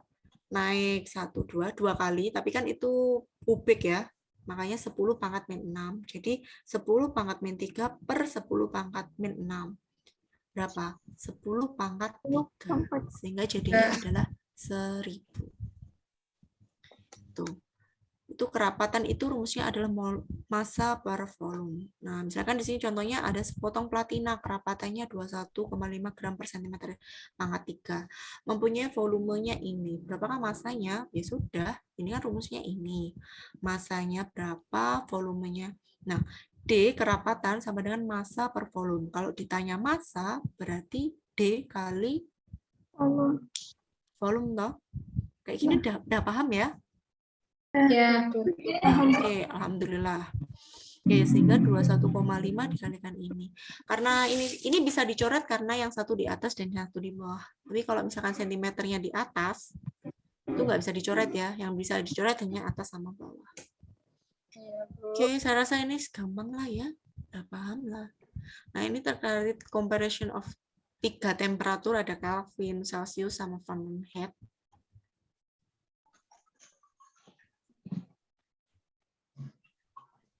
Nah, ini bagaimana mengubah? Oke, mungkin saya langsung ini penanganan bilangan atau notasi ilmiah. Pernah dengar notasi ilmiah? Di fisika. Pernah di fisika. Ya, notasi ilmiah ya. Jadi notasi ilmiah itu penting banget. Misalkan kita punya bilangan yang seperti ini di tampilan layar saya itu. Ada ini nolnya ada berapa ini? Namanya ini udah apa nih? Bingung kita memberi nama dan kita nggak mungkin nulis nolnya sebanyak ini. Makanya ada namanya notasi ilmiah. Kita lihat aja ini nolnya ada berapa. Seret, sampai sini. Kita tulis menjadi 6,022 kali 10 pangkat 23. Lebih mudah gini daripada kita harus nulis 00 sebanyak ini. Teman-teman ada kesulitan nggak? Ini kenapa kok 6,022 kali 10 pangkat 23? Enggak. Karena di mana? Di belakang angka nominal itu ada 0. Kalau di depannya itu desimal, berarti dia min. Oke. Ini sebenarnya semuanya angka signifikan ya. Jadi kita hitung di sini 1, 2, 3, 4, 5, 6, 7, 8, 9, 10, 11, 12, 13, 14, 15, 16, 17, 18, 19, 20, 21, 22, 23. Kalau komanya setelah angka 6, ini berarti ada 23 angka signifikan di sini, di setelah tanda koma. Nah, kemudian ini juga. Ini kalau 0, ini kan ada banyak nih. Nah, ini 0 ini sampai sini itu ada berapa? Oh, ada 23. Berarti 10 pangkat min 23. N itu adalah bilangan antara 1 sampai 10 dan 10 itu pangkatnya. N-nya itu adalah jumlah N yang kecil itu adalah pangkat bisa berupa positif atau negatif.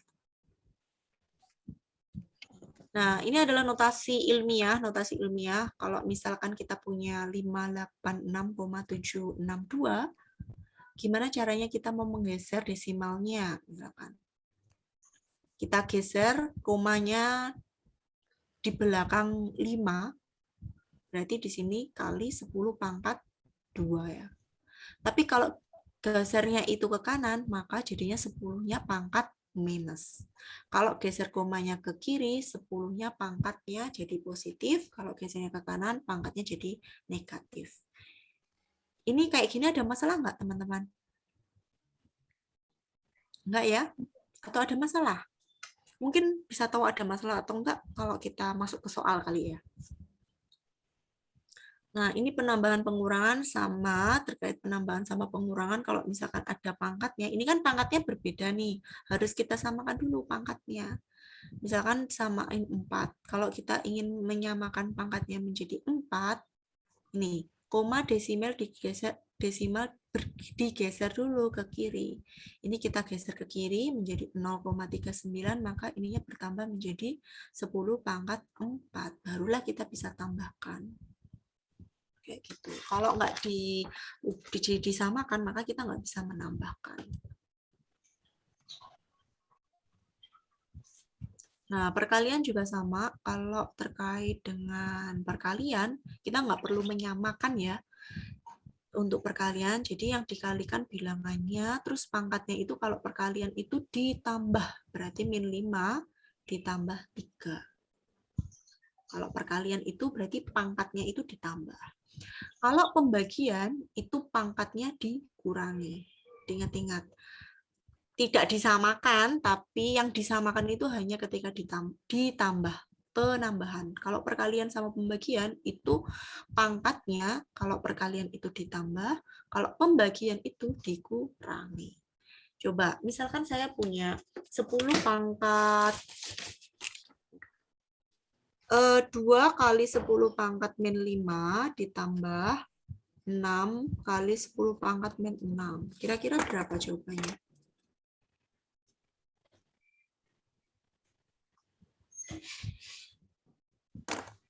Enam 6,2 kali 10 pangkat Kali 10 pangkat min 6. Berapa? 0,2 kali 10 pangkat min 6. 2 kali itu harusnya tadi saya ngomongnya kali ya. 2 kali 10 pangkat min 5 ditambah 6 ya. 6 kali jadinya itu adalah 0, berapa? 6,2 kali 10 pangkat min 6. Ada lagi? Ada yang lain?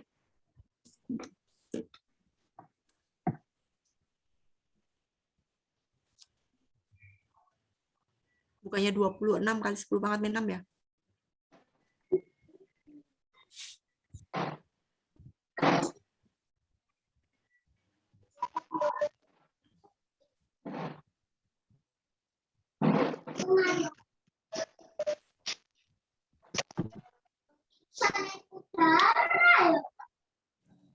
Berapa teman-teman? 26 kali 10 pangkat min 6. Ya, 26. 26 kali 10 pangkat min 6 ya? Iya nggak Iya. sih? Ya, Bu. Iya, 26. Salah itu, Bu, tadi. Ya, oke. Salah jawaban. Kalau misalkan punya 2 kali 10 pangkat min 5 dikalikan 6 kali 10 pangkat min 6 berapa? Dikalikan 6. Soal yang sama tapi dikalikan. Dikalikan. 12 kali 10 pangkat 11. 12 kali 10 pangkat 11. 12 kali 10 pangkat 10 apa, pangkat 6 min 6. Min 5 ditambah min 5 ditambah min 6. Berarti kan sama aja dengan min 5 min 6. 1. Sama dengan min 11. Ayo, 11. dijawab 1. Ayo. Oke, nanti bisa belajar lagi ya. Oke, kemudian selanjutnya nanti saya kasih soal. Angka signifikan. Angka signifikan itu penting ketika kita mau menemukan kira-kira di belakang koma itu ada. Kalau misalnya saya punya 5,23, 5 itu nulisnya 5,23 atau 5,24. Nah, ceritanya kayak gitu. Nah, ada beberapa kriteria ya dari angka signifikan. Misalkan setiap digit yang tidak ada nolnya itu adalah signifikan. Saya punya 1,234 kg, berarti di situ ada 4 signifikan. 4 angka yang signifikan. Kemudian 0 di antara digit tidak 0. 606 ini yang angka signifikannya adalah 3, 6, 0, dan 6. Kemudian 0 di kiri digitnya tidak 0 pertama, itu tidak signifikan. Berarti ini itu enggak signifikan, yang signifikan hanya 8. Nah, kemudian ini, jika suatu bilangan itu lebih besar dari 1, maka semua 0 yang ditulis di sebelah koma, itu dia signifikan. 2,0, 0-nya itu signifikan loh. Berarti ini signifikannya ada 2. 2 dan 0. Jika suatu bilangan itu lebih kecil dari 1, maka hanya 0 yang berada di antara digit yang tidak 0 yang dianggap signifikan. Berarti kalau misalnya kurang dari 1, 0 yang depan ini, 3 0 yang depan ini tuh tidak signifikan. Tapi 4, 2, 0 ini signifikan.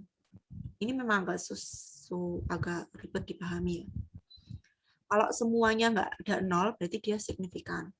0 di tengah-tengah angka, itu ngitungnya signifikan. Kemudian kalau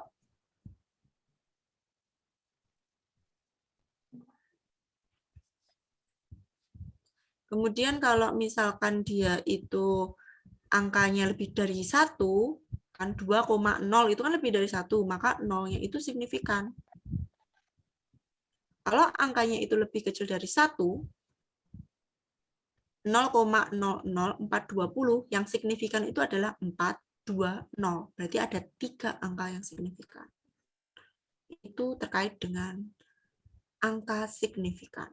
Nah, nanti biar lebih jelasnya kita latihan. Berapa banyak angka signifikan pada masing-masing pengukuran? 2, 4 ini angka signifikannya apa? 2 dan 4. 3,001 gram, ini yang signifikan apa? Signifikannya mana? 3, 0, 0, dan 1. Kalau 320, ini yang signifikan yang mana? 320. 2 sama 0. Kalau ini, 6,4 kali 10 pangkat 4. 6. Nah, yang signifikannya adalah 6 sama 4 ya. Angka signifikannya. 560. Benar enggak? Oh, berapa banyak angka signifikan pada masing-masing pengukuran berikut. Nah, 560 ini maksudnya disuruh benar apa salah gitu loh kali ya. Ya, 560 ini angka signifikannya benar enggak, Buah? Jawabannya harusnya apa? Harusnya jawabannya adalah angka signifikannya itu adalah 3. Bu, maaf mau tanya, Bu. Iya. Yang 6,4 kali 10 pangkat 4 bukannya kalau ini di lurusin jadinya 64. 664 kali. Oke. Jadi nolnya ditambah 4 gitu kan, Bu? Sebenarnya ini angka yang membingungkan ya. Nanti kalau teman-teman ketemu misalkan angka 1000, 100, pokoknya ribuan, ratusan, puluhan yang belakangnya itu 0, yang setelah pokoknya 0 semuanya. Kalau ini coba lihat ini. Kalau ini kan mana? Kalau ini kan 606 ya. 606. Setelah angka 0 itu adalah 6. Makanya semua dihitung 3 signifikan. Tapi kalau teman-teman ketemu seperti 560, ini kenapa 0-nya nggak signifikan?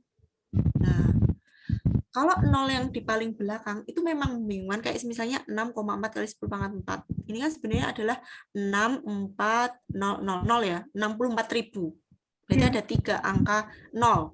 Nah, itu memang membingungkan, makanya untuk menentukan signifikan itu kita harus menuliskan seperti ini. Pangkat kayak gini, 6,4 kali 10 pangkat 4. Berarti signifikannya berapa? Oh, signifikannya ada berapa ini signifikannya? Ada dua signifikan. Ada dua signifikan. Kita juga bisa nulisin misalkan contoh ya. Contoh misalkan 7.000. Kita masih bingung menentukan angka signifikan dari 7.000. Tapi kalau kita menuliskan seperti ini, 7 kali 10 pangkat 3, angka signifikannya adalah 1, yaitu 7. Kita tulisin 7,0 kali 10 pangkat 3, angka signifikannya bukan 1, tapi 2, 7 dan 0. Kita balik ke ini tadi loh, guys. Kita balik ke sini loh, 2,0 ini loh. Jika suatu bilangan lebih besar dari 1, maka semua 0 yang ditulis di sebelah angka koma itu adalah signifikan. Jadi pangkatnya itu tidak dihitung sebagai signifikan. Paham ya? Paham. Oke. Ini saya mute dulu ya. Mbak, saya minta tolong di-mute-in. Oke, kayak gitu ya. Kalau misalkan saya punya 7.000 ya tadi. 7,00 kali 10 pangkat 3. Yang signifikan itu bukan 1, tapi 3. 7,0000. Pokoknya di atas 1, lebih dari 1, itu di belakang koma, 0 di belakang koma, itu adalah signifikan. 2,0000, 3,0000, nah 0-nya itu kamu hitung sebagai signifikan. Terus ini. Berarti yang 560 itu kalau dibikin 5,6 kali 10 pangkat Dua itu berarti cuma 5, berarti cuma 2 signifikan ya, Bu? Iya, Dua angka betul. Iya, betul. Cuma 2 angka signifikan. Kalau saya tulis 5,6 ya, 5,6 kali 10 pangkat 2 kan, berarti yang signifikan cuma 2. 56 kali 10 pangkat 1 yang signifikan juga cuma 2. Seperti itu. Nah, ini adalah aturan signifikan dari penambahan sama pengurangan. Kalau misalkan penambahan, misalkan ini udah ditambah nih ya, guys. 90,432. Nah, ini saya buletinnya gimana nih? Kamu lihat tuh, di salah satu dari 2 penambahan tadi, koma angka yang paling kecil, bilangan yang paling kecil. Bukan yang paling kecil ya, digit yang paling sedikit ya. Nah, ini kan ada banyak ini digitnya, 1, 2, 3, 4, 5. Kalau ini hanya 2. Berarti jumlahnya, jawabannya itu tidak boleh memiliki jumlah digit di kanan koma desimal yang lebih banyak daripada bilangan-bilangan yang ditambahkan atau dikurangkan. 1,1. Satu angka di belakang koma desimal. Berarti jawaban 90,432 ini harus dibuat di belakang komanya itu harus ada 1 bilangan aja. Karena yang paling kecil di sini penambahnya itu adalah hanya punya 1 di belakang koma desimal. 432. 32 itu ikut ke bawah, berarti dihilangkan. Jadi 90,4. Terus soal yang kedua, 3,70 di belakang koma kan 2. 2,9133 di belakang koma 4. Berarti kita pakai aturan yang di belakang koma ada 2. Kalau jawabannya adalah 0,7867, kita harus buat di belakang koma jadi 2. 7867. 6 itu kan di atasnya 5 ya. Berarti kita ikut ke atas. 0,79. Kalau koma yang kita hilangkan itu di bawah 5, berarti langsung dihilangkan. Kalau yang di belakang koma itu di atas 5, berarti kita masuk membulatkan yang depannya. Ini kan 432 ya, yang mau dihilangkan kan angka 32-nya. 32 itu kan di bawah 5. Maka 32 langsung hilang aja, 90,4. Kalau yang ini 0,7867, kita kan mau menghilangkan 67-nya. Kalau 67 kita hilangkan, 67 itu kan di atas 5. Berarti 8-nya itu menjadi 9, kita ikut ke atas. Paham nggak sampai sini? Paham. Oke, kayak gitu ya. Di atas 5 ikut ke atas. Kalau di bawah 5 ya sudah ikut berapa angka depannya tadi. Oh iya, Bu. Ya, gimana Mbak Faiz? Kalau misalkan 90,958 nanti masuknya ke 91 atau 90 berapa gitu, Bu?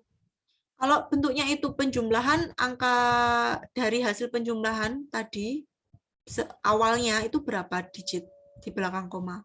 Yang paling sedikit berapa? Oh, berarti harus memperhatikan itunya dulu ya, Bu? Iya, betul. Terus ini perkalian sama pembagian sama. Jumlah angka signifikan dari hasil kali atau hasil baginya ditentukan oleh bilangan awalnya yang memiliki jumlah angka signifikan yang paling sedikit. Saya mau mengalihkan 4,51 dengan 3,66666. Yang paling sedikit angka signifikannya itu kan yang ini ya. Yang 4,51. Berarti hasilnya itu pembulatannya itu harus sama dengan 3 angka signifikan ini. Kan hasilnya 16,53 bla bla bla bla bla. Berarti kalau angka signifikan yang paling kecil adalah 3, kita buat hasilnya itu menjadi 3 angka signifikan. Berarti 15,5 atau 15,6 ini kalau kayak gini.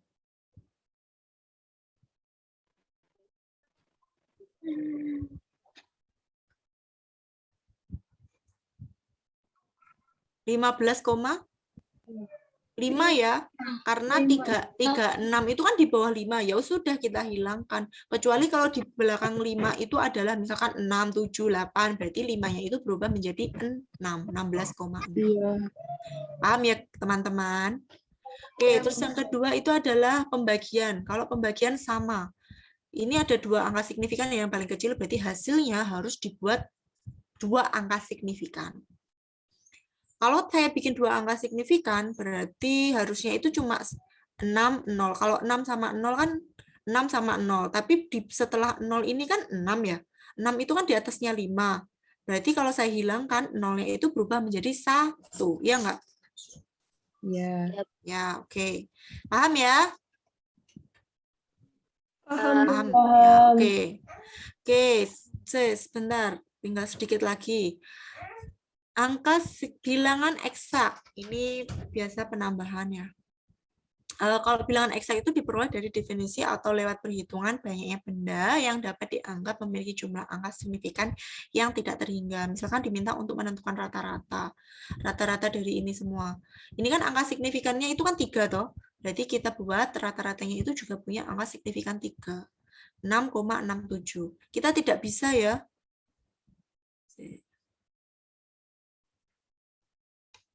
Bukan 7 ya, teman-teman.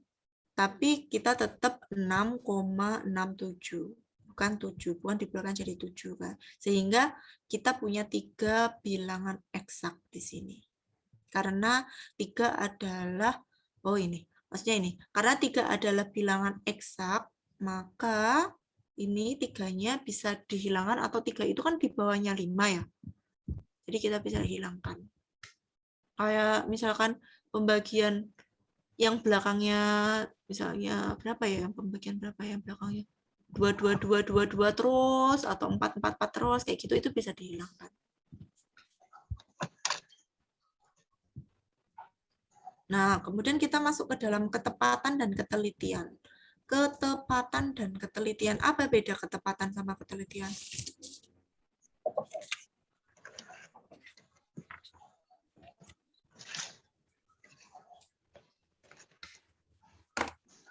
Ketepatan dan ketelitian itu dibutuhkan misalkan kalian berada di laboratorium ya, kayak praktikum kayak gitu.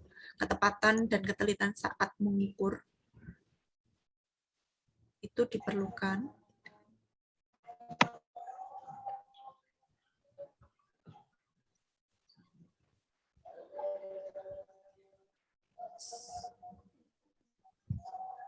Kok nggak bisa nge-mute ya? Mbak Intan tolong di-mute dulu ya. Oh iya. Ketepatan sama ketelitian.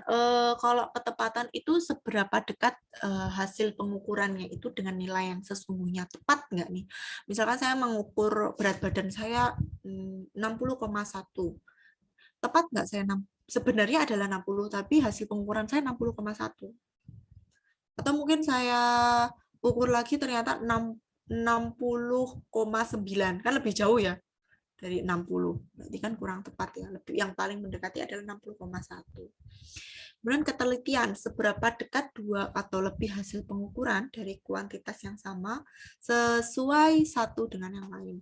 Kalau ketelitian ini biasanya kita itu bisa mencocokkan dengan, misalnya mahasiswa diminta mahasiswa A, B, dan C, diminta untuk mengukur sepotong besi, kayak gitu. Kita dapatkan hasilnya. Oh, hasilnya ternyata berbeda-beda semuanya. Tapi dari ketiga itu, ada yang paling jauh. Nih, misalnya ini. Ya, ini ya gambarnya A, B sama C. Nih. Kalau gambarnya kayak gini, antara 1, 2, 3, 4, 5. 5 kali pengukuran.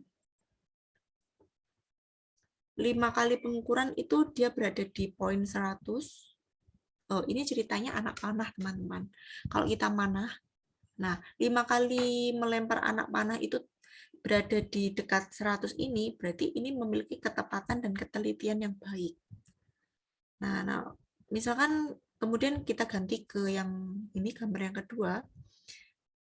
Ini dia ketepatannya buruk. Kenapa ketepatannya buruk? Ada yang tahu nggak? Yang gambar 2 ini kok dikatakan? Karena nggak tepat sasaran. Oke, karena nggak tepat sasaran di 100. Tapi dia punya ketelitian yang baik. Dari 5 kali dia melempar anak panah itu posisinya ada di situ-situ aja, nggak random. Jadi dia punya ketepatan yang buruk, tapi ketelitian yang baik. Terus yang ketiga, random sekali nih. Udah nggak tepat, nggak teliti pula. Jadi antara ketepatan dan ketelitiannya dia buruk ya. random. Dari 5 anak panah yang dilempar itu ada yang nggak ada yang tepat maupun nggak ada yang teliti. Nah, itu maksudnya tepat sama teliti itu di sana.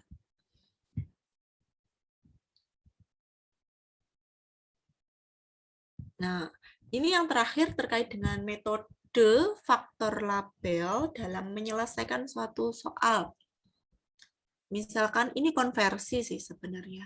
Misalkan teman-teman suruh menghitung berapa mili dari 1,63 liter. Kalau dulu teman-teman ngitungnya gimana?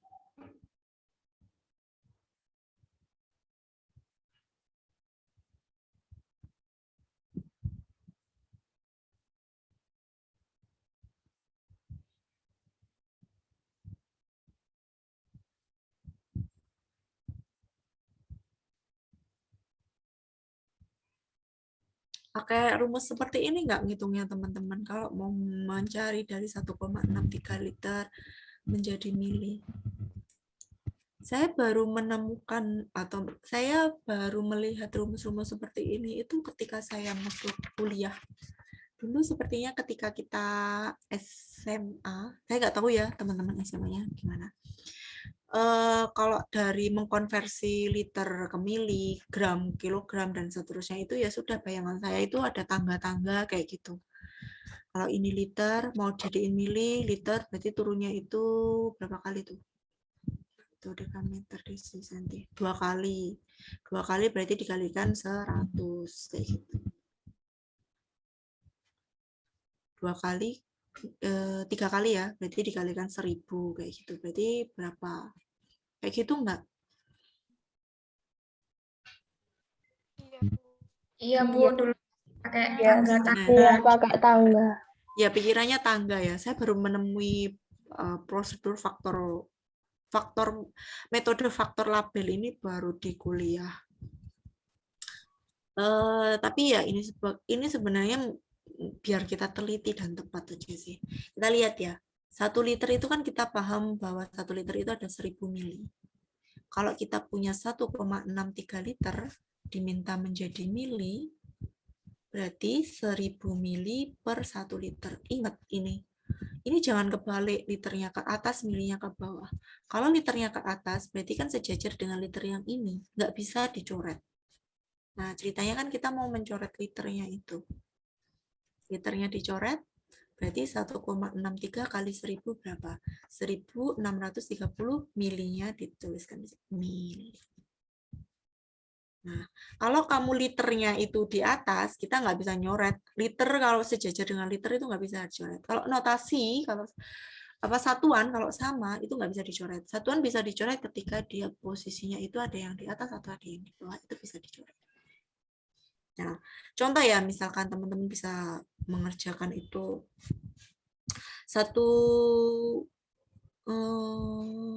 misalkan ada, saya cari dulu. 10 gram itu berapa kilo? Salah. 1 kilo, 1,5 kilo itu berapa gram? Berarti 1,5 kilogram dikalikan 1000 miligram. 1000 gram per kilo, 1 kilogram. Berarti itu sama dengan berapa? 1.500. Agak ribet ya, teman-teman ya. Tapi teman-teman harus melalui ini semua. Karena kalau di pikiran kita, di mindset kita dari SD itu kan langsung ketemu sama anak tangga ya, kalau kayak gini ya. Nah, tangganya berapa, naiknya berapa, gitu. Nah, ini tapi teman-teman harus memakai ini.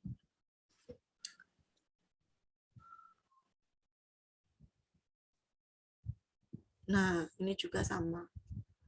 Diminta untuk meter per detik diubah menjadi kilometer per jam. Berarti 1 meter per jadi kilometer. 1 kilometer itu berapa meter? 1000. Detik ke jam, 1 jam 3600 detik. Ya enggak? Jadi caranya gimana? Kalian tulis 343 ini. Meter per detik dikalikan Kilo dulu. Ingat, kilometernya di atas ya. Pokoknya kalau ini meternya di atas, berarti yang dikalikan itu meternya ada di bawah. Jangan meter, pokoknya itu bisa dicoret kalau misalkan satuannya itu satu ada yang di atas, satu di bawah. Berarti ini 1 km per 1000 meter, bisa dicoret meter-meternya. Dikalikan 60 detik per 1 menit. Ya, ini 1 jam maksudnya. Detik bisa dicoret. Terus dikalikan 60 menit per 1 jam. Nah, coret-coret yang sama atas bawah dicoret. Barulah ketemu nanti satuan yang tidak dicoret adalah kilometer per jam. Seperti itu. Intinya yang bisa dicoret adalah yang dia berada di yang tidak sejajar. Oke, sampai sini ada yang ditanyakan? Yang jelas ini apa? Oh, sudah selesai. Oke, ada yang ditanyakan, teman-teman? Saya, Bu. Ya, silakan.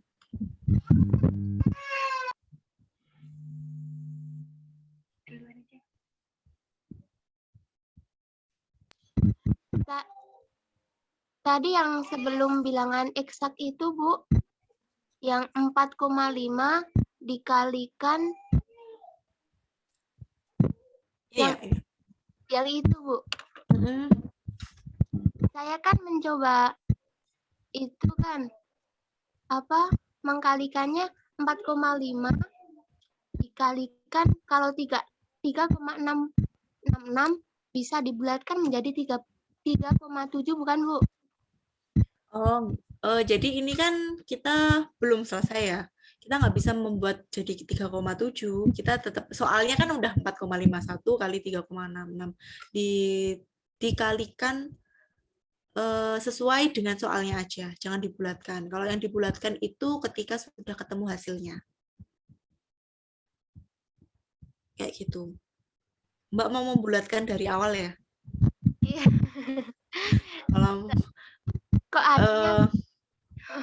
Kalau dibulatkan dari awal ya, ini gimana maksudnya? Hasil pengaliannya beda gitu apa gimana? Iya, bedanya hasilnya menjadi 16,65. Kan Mbak mengalikannya kan di sebelumnya kan angkanya udah di 3,66 gitu ya? Atau hasilnya itu saya beda?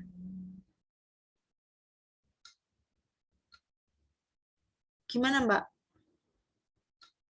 Yang hasilnya beda itu hasil apa? 4,51 kali 3. Dikali 3,7 itu. Oh iya, makanya itu kan soalnya memang sengaja dibikin 3,66 ya, bukan dibulatkan. Kalau kamu membulatkan jadi 3,7 hasilnya pasti beda. Kayak gitu. Tergantung nanti soalnya apa. Jadi jangan dibulatkan dulu, dibulatkannya nanti aja. Soalnya 3,6666 itu angka signifikannya ada 5 loh. Sedangkan 3,7 itu angka signifikannya 2. Itu udah beda. Kayak gitu, Mbak. Oke, ada lagi? Bu, mau bertanya. Ya, Mbak, silakan. Kalau misalkan nih hasil perkaliannya itu 25,5555. Nah, itu harus dibulatkan. Gimana, Bu? Kan 5. Oh iya, itu sama kayak yang ini ya. Mana tadi? Yang 2 tadi. Tunggu dulu. Kan itu hasil perkalian. Nah, bilangan yang sebelumnya berapa signifikannya?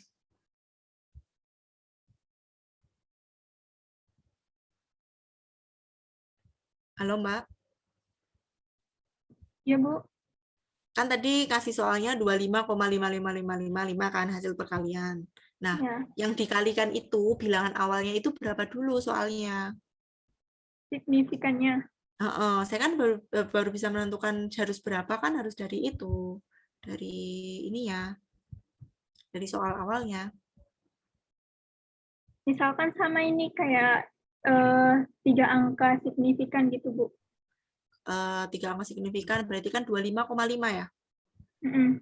Ya sudah, karena belakangnya 555 jadi 25,6. Oh, ya. Apa tuh, Bu? Oke. Ada lagi? Saya, Bu. Ya, Mbak Cindy. Bukan yang tentang perhitungan kali ya, Bu. Tentang yang materi tadi. Tadi kan Oke. dikatakan bahwa materi itu segala sesuatu yang menempati ruang dan punya massa. Terus tiba-tiba saya ingat, proton itu kan dia partikel penyusun atom yang bermuatan positif ya. Nah, dia tuh juga punya massa, kalau nggak salah sebesar masanya hidrogen gitu. Berarti apakah bisa disimpulkan bahwa proton ini juga termasuk massa? Gimana, Mbak? Putus-putus, Mbak. Oh, putus. Iya, Tadi saya waktu nggak dengar ya. Kan tadi materi itu yang bisa menempati ruang dan juga punya massa gitu kan. Mbak? Halo, masih Ya, putus? gimana? Kan tadi materi itu kan yang sesuatu yang menempati ruang dan mempunyai massa gitu. Oh, maksudnya gini ya. Ini ya. Apa tadi, proton itu kan punya massa ya dan menempati ruang ya. Apakah proton itu adalah materi? Iya. Ya, proton adalah materi. Dia punya massa ya. Massanya ada berapa? Massa tergantung massa proton apa kayak gitu kan. Proton hidrogen atau proton apa. Itu kan ada massanya. Massanya kan berbeda-beda kan jumlah massa. Nilai massanya dari tiap unsur atau senyawa tuh. Unsur. Oke, ada lagi? Mas, Bu. Oke. Ada lagi? Oke, sebentar saya adding close dulu.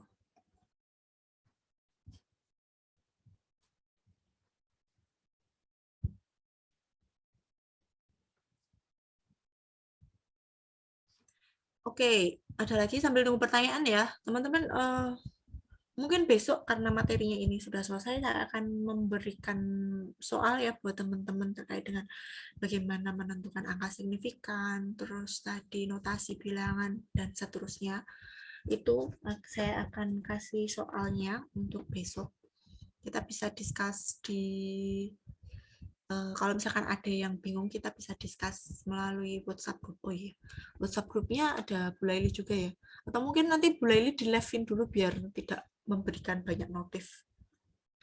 Saya sebenarnya mau pakai e-learning, cuma sebagian tidak ada di e-learning saya, jadi saya nggak bisa kasih tugas di sana ke teman-teman. Hanya beberapa yang bisa join di e-learning nanti. Oke, ada pertanyaan lagi? Materi akan saya share ke Mbak ini ya. PC. Nanti PC silakan disampaikan ke teman-teman. Ada lagi? Ya. Untuk ini apa namanya presentasinya itu ada yang beberapa nggak bisa buka. Permission gitu. Kayaknya Iya, harus pakai harus pakai Win, kalau pakai email Win teman-teman. Nggak Kalau apa-apa. absennya nggak lewat dari situ gimana, Bu? Teman-teman udah pakai email Win belum? Jadi saya juga lupa ya, Belum. harus pakai email Win ternyata kalau pakai ini. Ya udah nggak apa-apa. Ini semuanya masuk kan? Mbak hostnya siapa ya? Iya, Bu. Ini ada yang nggak masuk nggak ya? Maksudnya gimana, Bu? Ada yang tidak join bersama kita nggak ya? Sebentar. Ada Join 55 semua. peserta, Bu. Ya kayaknya join semua kan ya? Iya, sepertinya join Yes. semua. Saya hitung join. Nggak saya kurang hitung satu, masuk. Po. Siapa? Iya, ini kurang satu nih, siapa nih? Nggak hafal, Bu. Iya, soalnya kita nggak hafal juga ya. Biasanya saya itu minta tolong hostnya. Kayaknya jumlah siswa itu 55, Bu. 5 Terus ya. ditambah 56. Siapa nih? Jaki kemana Jaki? Jaki ada gangguan sinyal. Oke, ya kita hitung ya dia masuk ya nanti. Kalau gangguan sinyal itu udah nggak bisa kita ganggu gugat ya teman-teman. Oke, seperti itu saya rasa untuk pertemuan perdana kita. Besok saya akan memberikan soal ke teman-teman semua ya, insya Allah. Oke, sebelum saya tutup ada pertanyaan? Berarti besok langsung kuis ya, Bu? Bukan kuis, saya memberikan soal tugas biasa. Kalau kuis saya pasti akan, kuis itu kalau penamaan saya namanya UK, nanti akan saya beritahu. Besok UK misalnya gitu, kan besok enggak. Jadi masih belum kuisnya. Berarti besok enggak IEM ya, Bu? Enggak, saya kasih tugas ke teman-teman, silakan dikerjakan. Dan kita diskusi di WhatsApp grup ya. Oke, seperti itu teman-teman. Saya rasa saya cukupkan untuk hari ini. Sudah 3:30, ini udah lebih dari 60 menit ya. Oke, terima kasih atas kehadiran dan antusiasnya. Kita ketemu lagi minggu depan ya. Untuk Zoom-nya. Nanti mungkin akan, insya Allah lah biar bisa Zoom terus. Semoga biar bisa Zoom terus. Oke, cukup sekian. Mungkin kalau misalkan ada pertanyaan yang belum tersampaikan, bisa disampaikan di WhatsApp group.